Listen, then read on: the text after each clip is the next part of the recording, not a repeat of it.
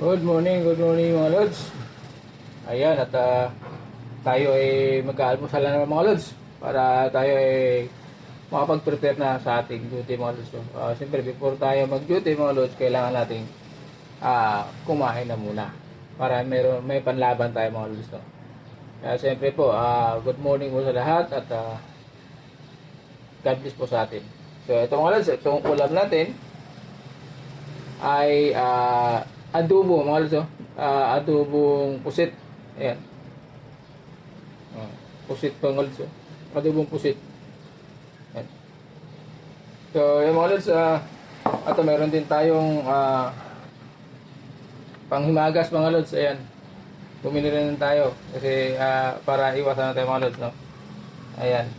So, siyempre mga lods, huwag natin patagal ito. Mag-almusal na tayo mga lods para maka-prepare na tayo sa ating duty, no? Pero siyempre mga lods, bago tayo kumain, mag-pray muna tayo. Pagpapasalamat po sa biyayang binigay sa atin ng Panginoon sa umagang ito. Okay mga lods, let's pray.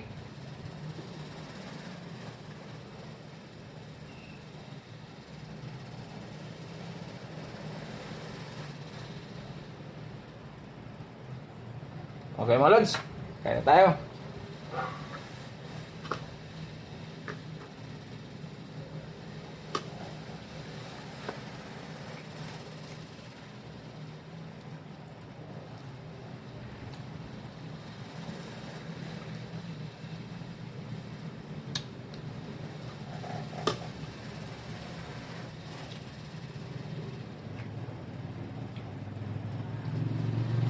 Lagyan ito sa bawang mga lods.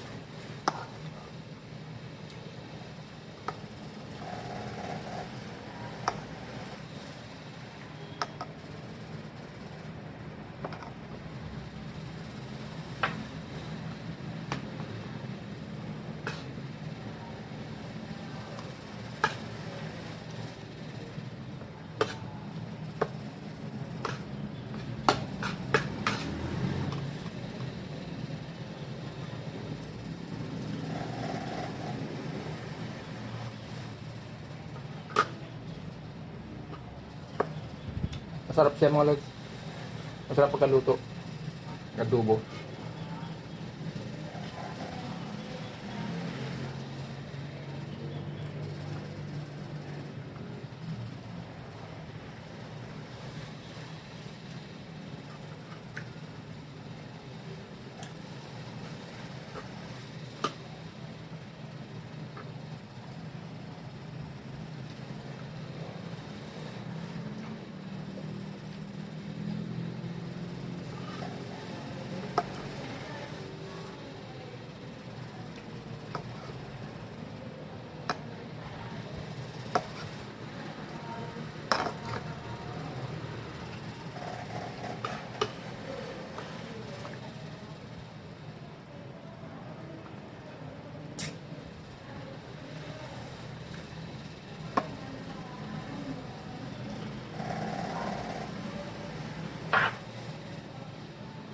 Masarap talaga kumain mga lods pag nakakamay ka. Napipil natin sa sarili natin na talagang tayo ay mga Pinoy. Kaya mga lods, diba? Talagang ang mga Pinoy ay mahilig magkamay. No? Walang social. Ang importante, mabuhay tayo mga lods. Yan ang totoo, diba? So, kain tayo mga lods, ha?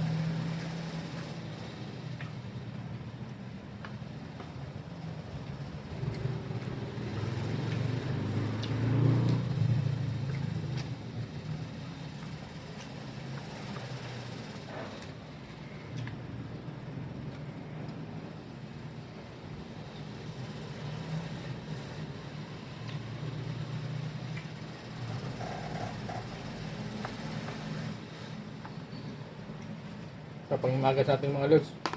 Ayan.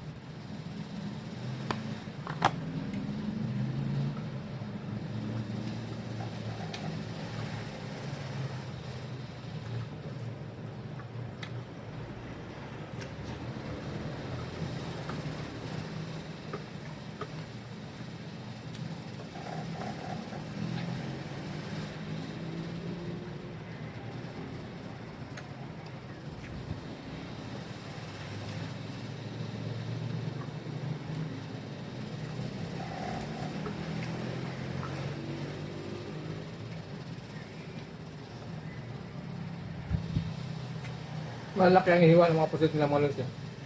So ito, sabaw pa lang. Talo-talo na mga lods. Saka maganda, malambot yung pagkaano niya, luto. Okay.